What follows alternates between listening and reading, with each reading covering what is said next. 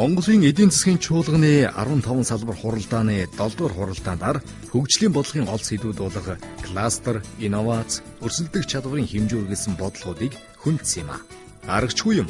Монгол улс төвлөрсөн төлөвлөгөөт эдийн засгаас зах зээлийн нийгэмлэг шилжсэнээс хойш 21 жилийг урт дунд хугацааны хөгжлийн бодлогын төлөвлөлтгүй явж ирсэн.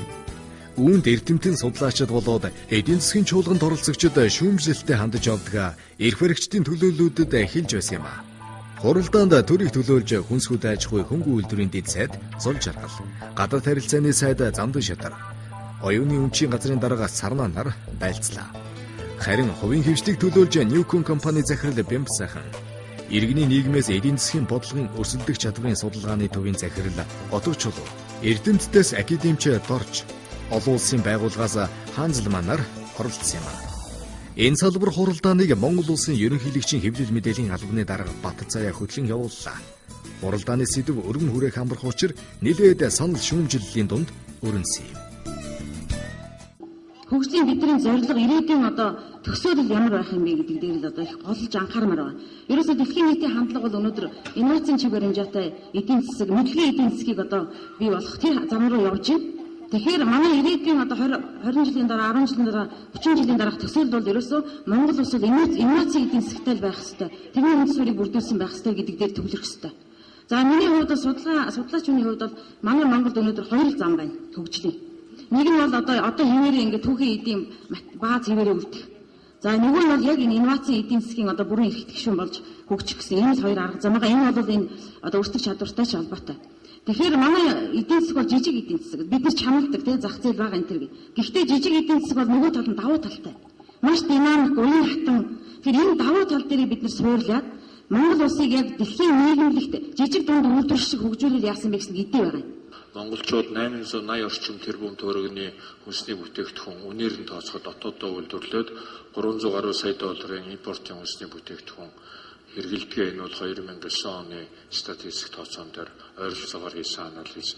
Тэгэхээр бол бид бол мөнгөн дүнгээр нь одоход 3.2-оо дотооддоо 3.1-ээ гадаадаас импортоор авч байгаа. Нэр төрөл бол импортын бүтээгдэхүүнийг илүү их байдаг гэж хэлмээр байна.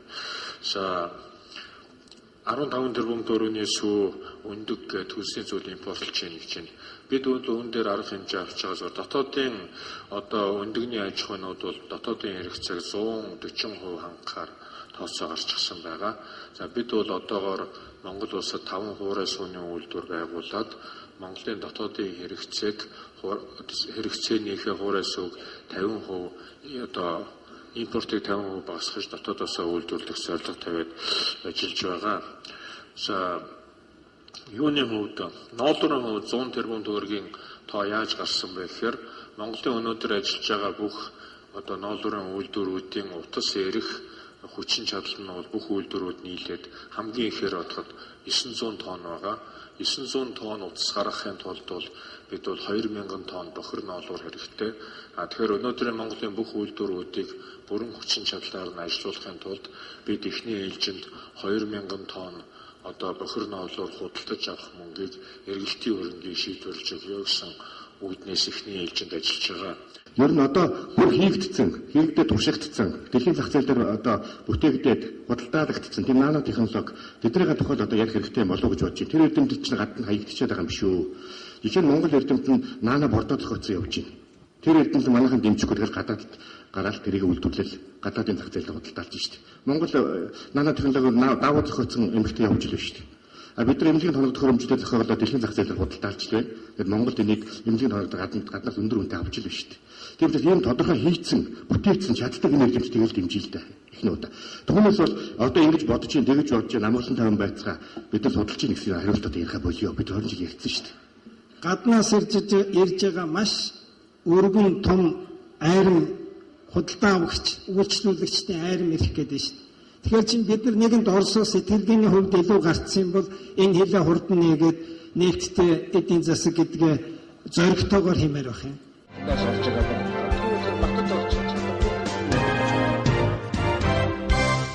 За энэ кластер төсвөлсөн өрсөлдөх чадварын бодлого нь бол эцсийн дүндээ бүтээмжийг л нэмэгдүүлэх асуудал. Бүтээмжийг нэмэгдүүлэх чиглэлээр энэ инновац, за ер нь хамтын ажиллагаа, дутууга нөхөж дундуураа дүүргэнэ гэж нэг монголчууд ярьдаг. Шат чадны үйлдвэрийн байгууллагууд, эрдэм жилийн судалгааны байгууллагууд хамтарч шинэ бүтээгдэхүүн гаргах, хамтарч ажиллахыг л кластер гэж ойлгох юм бол энэ чиглэлээр чөлөөт худалдааны хэлцээг чухал үүрэгтэй гэж ойлгож байна. Чөлөөт худалдааны бүс ч гэсэн. Чөлөөт худалдааны хэлцээрийг эдийн засгийн байгууллага чиглэлээр бол Япон улстай яриа хэлцээр амжилттай өрнөж байна. Энд эдийн засгийн түншлэлийн хэлцээр гэж нэрлэдэг энэ хэлцээр бол хоёр шатны яриа хэлцээр бол явагдаж чадсан. 3 дахь шатны хэлцээр 3 сард явагдана. Нэгдүгээр удирдлагын багтаан судалгааны дүнг засгийн газар давуулахаар ажиллаж байна. Энд эрдэмтлэгээний байгууллагууд 8 ям 35 байгууллагын хамтарсан ажиллаж байна. Энэ чиглэлээр шинжилгээ ухааны академи, олон улс судлалын хүрээлэн, судалгаа үйлдвэрийн сургууль, үндэсний хөгжлийн хүрээлэнгээр чөлөөт худалдааны хэлцээрийн судалгаанууд тус тусад нь хийлгэж байна. За энэ дотор бүгд найрамдах хятад ард улстай чөлөөт худалдааны хэлцээрийн судалгааны ажлыг эхлүүлэх талаар хэлцэж байна. Мөн хамгийн гол бас Оросын холбооны улстай чөлөөт худалдааны хэлцээр байгуулах асуудлыг Оросын тал бас нааштайгаар хүлээж авч байгаа. Хамгийн гол нь манай уламжилт бүтээгдэхүүнүүдийг саний нэрсэн мах, хөдөө аж ахуйнгалтай арьс шир өснөөс хөдөө аж ахуйнгалтай түүх бүтээгдэхүүнийг Оросын холбооны зах зээлд гаргах болон энэ бас тарифын хэлцээрд орж байгаа бүх улсууд Казахстан гэдэг энэ улсууд гаргах чиглэлээр яриа хэлцээр явагдаж байна. За бүгд найрамдах Солонгос улстай чөлөөт худалдааны хэлцээр байгуулах асуудлууд яригдж байна. Мөн АВТА буюу Аз намхан улаан бүсийн чөлөөт худалдааны хэлцээрд нэгдэх ажил явагдаж байна. За ер нь дэлхийн зах зээлд өрсөлдөнө гэдэг маань харилцана гэсэн үг. Харилцахын одоо үндсэн мэдээлэх, таниулах, сурталчилах байдаг. За тэгвэл манай гадаад харилцааны яам жишээлх юм бол дэлхийн олон орон сууж байгаа дипломат төлөөлөгчдийн газрууд одоо энэ сурталчилгаанд яаж анхаар тавьж байна вэ? Ялангуяа эдийн засгийн сурталчилгаанд, тийм ээ? Би олон улсын сэтгүүлчид энэ тэнд яваад үзэхэд зүгээр жирийн компани хүнтэй уулзахад тэр өрсөлдөх байтугай Монгол гэж хаана байдгийг мэддэггүй шүү дээ, тийм ээ? Тэнд одоо ямар сая тавьд юм бэ гэж. Хоёрдугаар асуудал нь одоо шинжлэх ухааны хүн сууж байна. Жишээлх юм бол Кокс нүүрс гэдэг юм уу? Зүгээр энэ байгалийн түүхийд хэдэн жилийн дараа ямар үнэтэй болох вэ? Юусаа хэрэггүй болох вэ гэдэг тийм судалгаа хийдэг үү? Тийм хийх ёстой гэж ингэж боддог. За гэлээ. За сурчлагын асуудал дээр бол ер нь гадаад харилцааны яам энэ асуудал зориуд анхаарч олон нийтэд харилцах газрыг шинээр байгуулсан. Мэдээж хөрөнгө мөнгөтэй холбоотой асуудал байдаг. Өчигдөр та бүхэн бас оролцсон санаж байгаа бах. CNN-тэй Монгол улсын талаар цуврал нэвтрүүлэг гаргахаар гэрээ байгууллаа. Санамж жиг эрдэмт засгийн гар үсэг зурлаа. За Европын ихэнх улсуудад ер нь бараг бүх улсуудад гардаг одоо телевизийн цуврал нэвтрүүлгийг байгаль орчны яам манай хоёр хамтран хэрэгжүүлж байна. Гэх мэтлэн ийм ажлууд бол явж байна. ITB үзэглэн Монгол улс одоо хамтран зохион байгуулагчаар Германд оролцож энэ талаар Монгол улсын сурчлагын талаар тодорхой ажлууд явагдахаар чиглэж байна. Хамгийн гол нь энэ бол нэг талаас хөрөнгө мөнгөтэй холбоотой асуудлууд байдаг. Гэхдээ энэ сурчлагын ажлыг төвшүүлэх зорилгоор өнөөдөр манай элчин сайдын гадаад сууж байгаа бүх элчин сайдууд өнөөдөр энд хүрэлцэн ирж оролцож байгаа. Энэ эдийн засгийн чуулганд.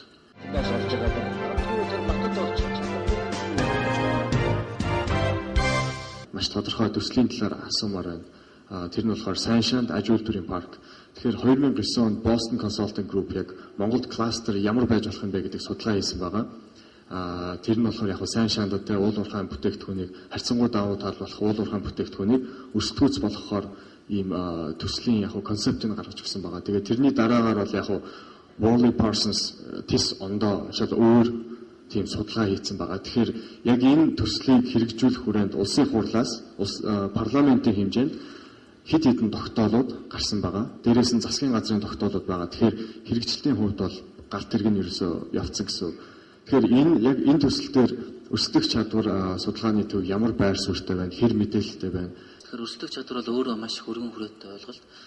Их амаргүй ойлгоход хэцүү, судлахад хэцүү 300 хэдэн үзүүлэлтээр маш олон оронтой харьцуулж үзүүлдэг. Энэ бол нэг өдрийн дотор үр дүн гарчих юм асуудал биш байгаа. Зүгээр өрсөлдөх чадвар гэж яг юу юм бэ гэдгийг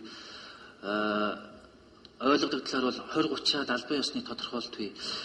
Уг нь би энэ номыг тараач гэж утсан боловч одоо хэвлэлийн шалтгаанаас хамаарат амжсангүй. Гэхдээ энийг бол өнөө маргааштай багтаа тараачна.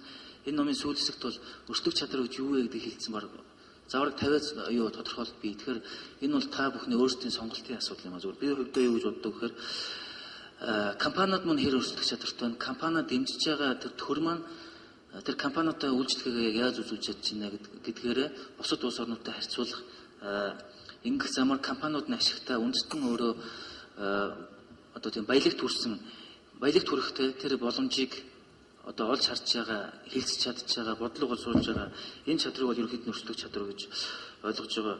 Кластерын үед бол маш олон тодорхойлолт байгаа. Зүгээр энгийн жишээ хэлэхэд ихэнх хүмүүс бол Nokia-гаар жишээ авдаг. Nokia гэдэг нэг том компани бол тэр улстай байгаа жижиг дунд үйлдвэрүүдэд нэг юм баялагын гинжин хэлхэнд оруулаад дунд одоо жижиг дунд үйлдвэрүүд нь хоорондоо өрсөлдөх биш. Нэгдээд гадаа зах зээлд өрсөлдөг. Одоо Монголд хамгийн том жишээ бол ноос ноолын салбар дээр нь хоорондоо өрсөлдөд байдаг нэгдсэн бодлого байдгүй. За Саншандын ерөнхий судалгааг бол Boston Group-ээр хийлгэсэн засгийн газар. Тэнд дотор бол маш олон үйлдвэрүүдийн байгаа. Өөр хоорондоо уялдаа холбоотой гангийн коксын ч гэдэг юм уу.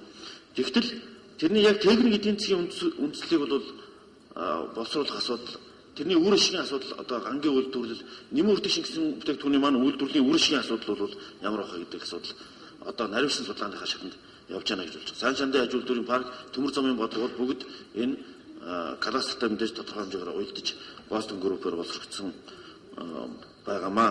Тэндээс олж байгаа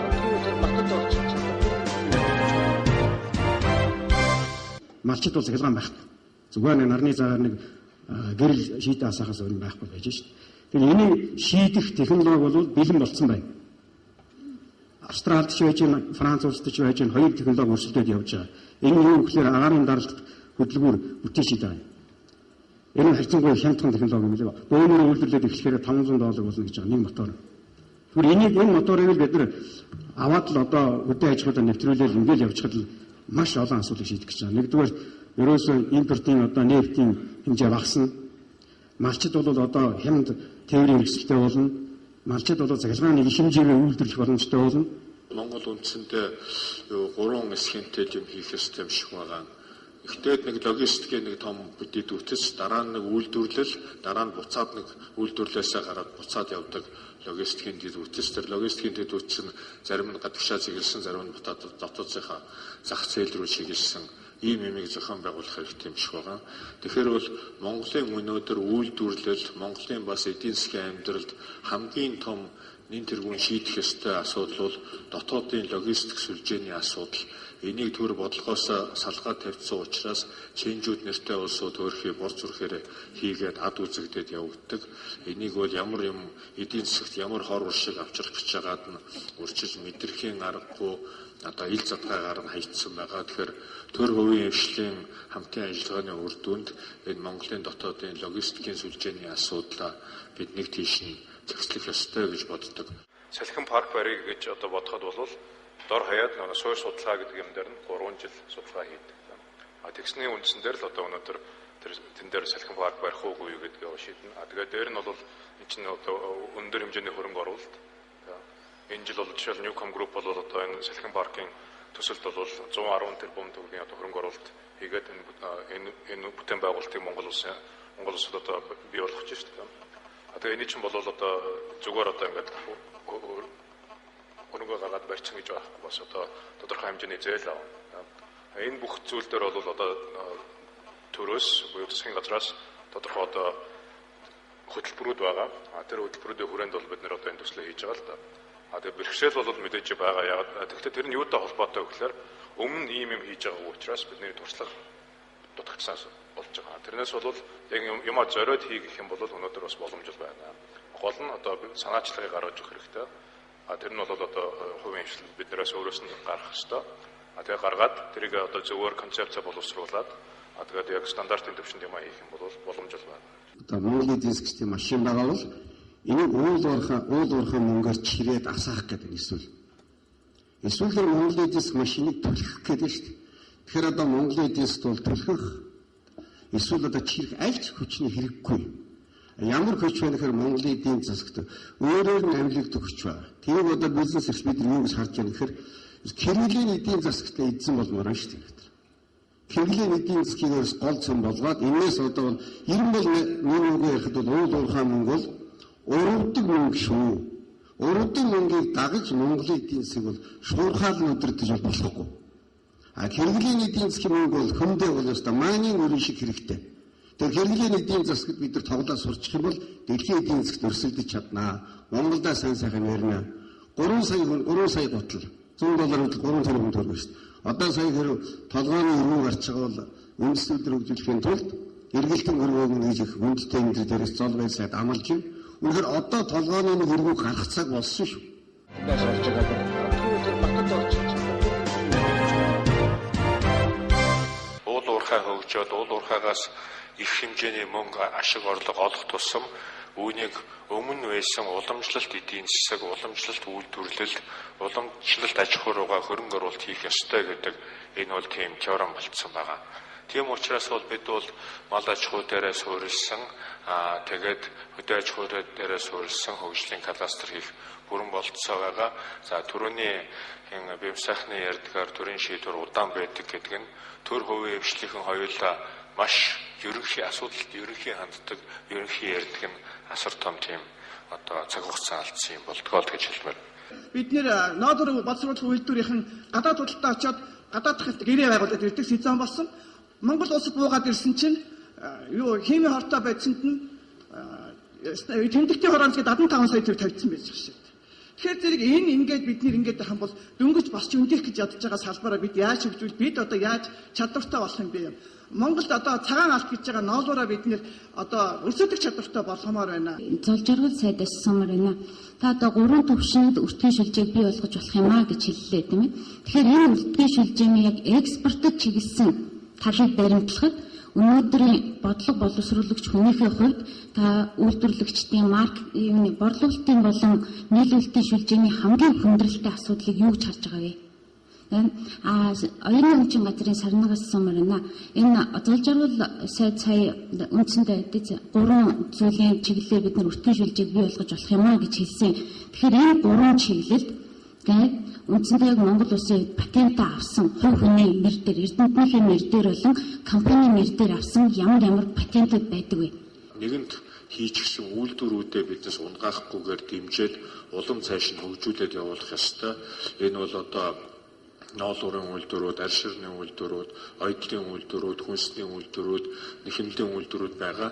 Энэ үйлдвэрүүдэд хамгийн түрүүн үзүүлэх ёстой дэмжлэг бол урт хугацаатай бага хүүтэй эргэлтийн хөрөнгөөр дэмжих нь бол биднээсийн өрсөлдөх чадварт үзүүлэх хамгийн гол ёстой зүйлтэй гэж бодож байна. Монгол улсаас бол патентын амтын ажиллагааны гэрээгээр дамжуулж гадаад улсад патент авахар мэдүүлэг гаргасан 11 мэдүүлэг байгаа. Барааны тэмдэг бүртгүүлэхээр мэдүүлэг гаргасан 12 байна. Тэгэхээр газар зүйн заалт бол гадаад улсад бүртгүүлсэн байхгүй. Тэгэхээр эндээс юу бас харагдаж байна гэхээр гадаад улсад манайх гадаадын зах зээлд гарах гэдэг хэрнээ яг бидэнд энийг бэлтгэл нь бол байхгүй байна.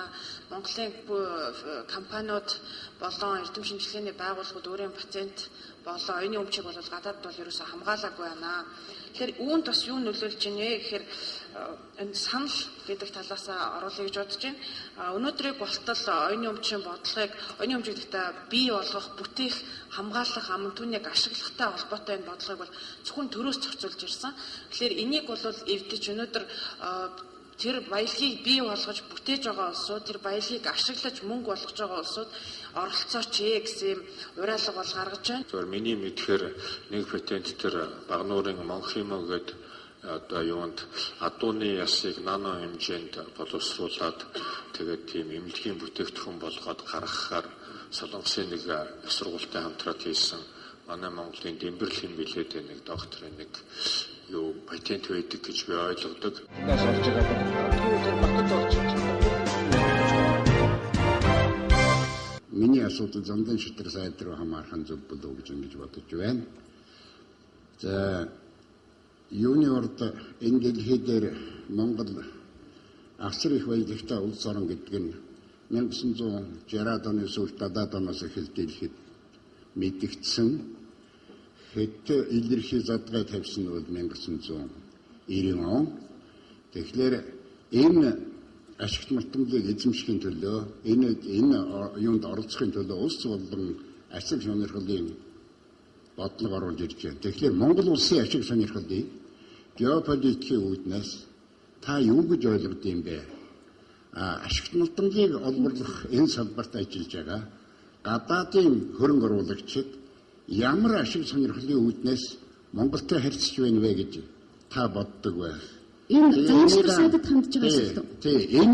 Энэ хоёрын өрсөлдөх чадвар нь энэ хоёр ашиг сонирхлын уулзвар нь танд ямар төрлийн бодлогыг одоо геополитикийн бодлогыг авчивэ гэж бодож байдаг вэ?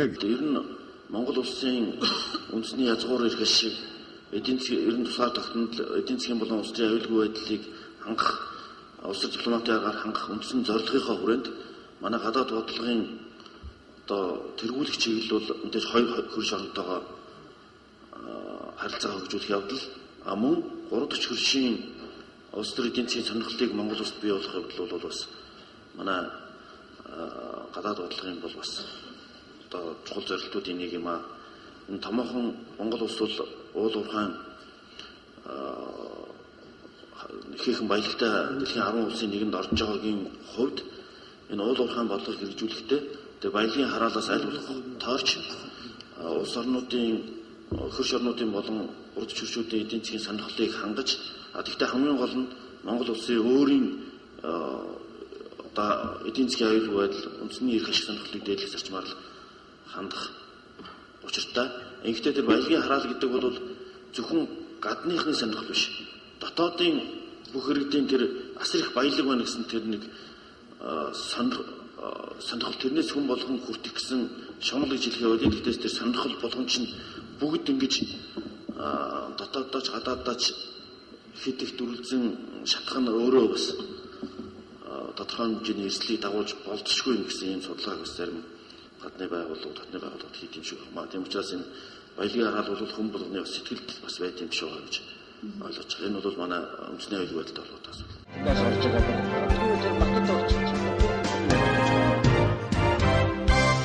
цаашд төрийн бодлого болоосоо гэж бодож байгаа. Одоо ажиллаж байгаа ерөнхийлөгчийн захирамжаар байгуулагдсан ажлын хэсэг технологийн үндэсний хөтөлбөрийн төсөлтөөр ажиллаж байна. Энэ хөтөлбөр бол цаашдаа Монгол улсын ирээдүйн хөгжлийн нэлээд томоохон хөгжилд нөлөө үзүүлэх үс томоохон хөтөлбөр болно гэж би хувьдаа итгэж байгаа. Тэгээд энэ хөтөлбөрийг боловсруулахын явцдаа яригдж байгаа нэг ганц хоёр асуудлаар би зориуд санал болгож энэ интерес хийлье гэж бодож байна. Нэгдүгээрт хэрвээ Монгол улс үнэхээр энэ миний түрүүний дурдсан төрийн бодлогуудаа амьдралд бүрэн хэмжээгээр хэрэгжүүлэх гэвэл нэгдүгээрт боловсрал дотроо техникийн боловсралыг маш сайн чанартай болгох шаардлагатай.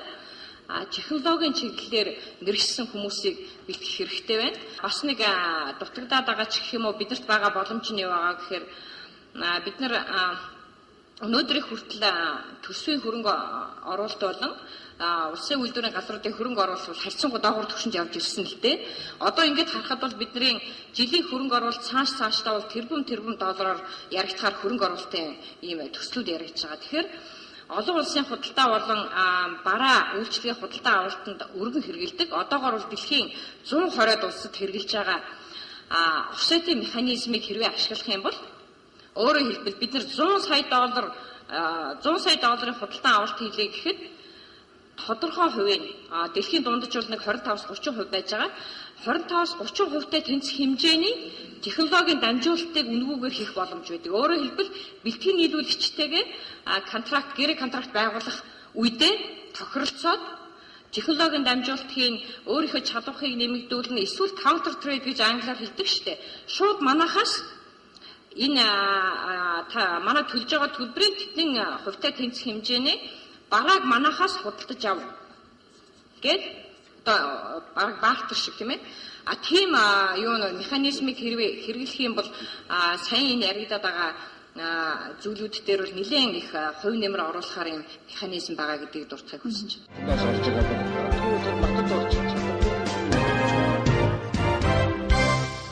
Нөгөө талаас бол өндөр технологиг оруулаад ирэхэд энэ орны одоо энэ ажлагчдын мэргэжлийн төвшин бол энэ технологийн төвшөндөө нийцж гэнэ үгүй юу? Үүнээс шалтгаалаад бол энэ хөрөнгө оруулалтын шингээх чадвар, шингээж чадж гэнэ үгүй юу гэдэг, өөрөөсгтэй байна үгүй юу гэдэг бол одоо хамаарах ёстой. Жишээлбэл та бүхэн бол мэдж байгаа шүү дээ. юу байна вэ гэвэл одоо казиногийн хууль гаргаад зарим нөхдөд бол шаран суугаад тэгээд чөлөөлөгдөд одоо явж байгаа. Гэтэл дахиад казиногийн хууль гарах гэж байгаа. Тэгэхэд бол тухайн үедээ гарах нь бол зөвч байсан байж магадгүй. Зөвч байсан магадгүй. Гэтэл бид юу яаж өгөх вэ гэвэл одоо гадны хөрөнгөлөлтийн хууль гаргахад яасан бэ гэвэл ноолоор угаах үйлдвэр бол байгүйсэн. Ингээд 3 жил болчиход дараа нь бол дампууруулаад дахиад шинэ үйлдвэр байгуулад яваад байх жишээтэй. Энэ бол ягаад гэвэл татвараас зайлшгиж байгаа. Бидний эрх зүйн акт бол нийцэл байх нь шүү дээ. Ийм учраас бол яах ёстой вэ гэвэл энэ эрх зүйн акт одоо эрх зүйн орчин мөрөлдөж чадж байгаа нүггүй юу? Зэсийн үйлдвэрийг жишээлбэл хайлуулах үйлдвэрийг оюу толгой Эрдэнэт Оросын Водоканы үйлдвэрийн 3-ын дунд байгуулах юм бол дэлхийд зэсийн үнийг тодорхойлох хэмжээнд нэлээд одоо манай 11-р үйлдвэрлэлийн хэмжээгээр бол дэвшлэх юм байна гэсэн. Тэгээ хамгийн гол нь нөлөөлөх шалгал дэвшлэх нэгдүгээр төрийн шийдвэрийн төвшиг доошлуулж анх шатны төвлөрлийг сааруулах хэрэгтэй байна. Худалдааны бодлого гаргах хэрэгтэй байна. Саяны аж үйлдвэрийн стратегийн чиглэлийг хэрэгжүүлэх хэрэгтэй байгаа. Инновацийн салбарыг дэмжих хэрэгтэй. Өөрсдөх чадваргүй шинэ салбарыг дэмжиж инновац агуулсан бүтээгдэхүүний эрэлтийг нэмэгдүүлэх хэрэгтэй байгаа гэдэг тодорхой саналууд эдийн засгийн интеграцийг нэмэгдүүлэх, судалгаа шинжилгээний зарцуулах хөрөнгө оруулалтыг нэмэгдүүлэх хэмжээний тодорхой саналуудыг бол бас юунд оруулъя гэдэг. Энэ хуралдаанаас харж байгаа манай улсад хөгжлийн бодлогын хууль эрх зүйн хангалттай байдаг юм байна. Харин үүнийгээ хэрэгжүүлэх арга зам туршлагаа олоогүй байгаа юм. Гаднаас шууд хуулах боломжгүй. Учир дутагдлаа гэж нэрлэхсээр Тунхагийн шин чанартай олон хөдөлмөрөд хууль журмыг боловсруулсан бололтой. 37 жилийн өмнө анхны чуулгана хийж байсан Дэлхийн эдийн засгийн форумаас 2010-аас 2011 оны өрсөлдөх чадварын тайлан судалгаанд Монгол улсыг 3.7 оноогоор 139 орноос 99-р байранд бичсэн байсан. Харин 2009-өөс 2010 онд 134 орноос 3.4 оноогоор 117-р байранд дүгнэж байлаа. Хориод байр урагшлуулахад нөлөөлсөн хүчин зүйл нь төсвийн тогтвортой байдал сайжирсан, инфляцийг бууруулсан, үндэсний мөнгөн хадгаламжийн хэмжээгээд эдийн засгийн тогтвортой байдлын үзүүлэлтүүд байжээ. Тэгвэл монголчууд өөрсдийнхөө өрсөлдөх чадварыг тодорхойлохдоо дэлхийн хамгийн сайн өрсөлдөх чадвартай 15 улсуудыг дүгнжээ. Макро эдийн засгийн байдлаар манай улсыг Оросын холбооны улсын ард, Словак, Украины урд 13 дугаар байранд жагсаасан байх юм. Үүнд засгийн газрын нөлөөлөл 12 дугаар байранд, Мексикийн өмнө гიშгэж байх юм. Харин дэд бүтцээр 15 дугаар байранд сүүл мишгэж байгаа юм. Эдийн засгийн чуулганы нээлтэнд засгийн газрын тэргүүний хэлж байснаар төр захиалагч байр суурьтай байж тодорхой үр дүнг эдийн засгийн чуулганаас авна гэдэг нь энэ салбар хуралдаанаас тодорхой харагдаж байсан юм.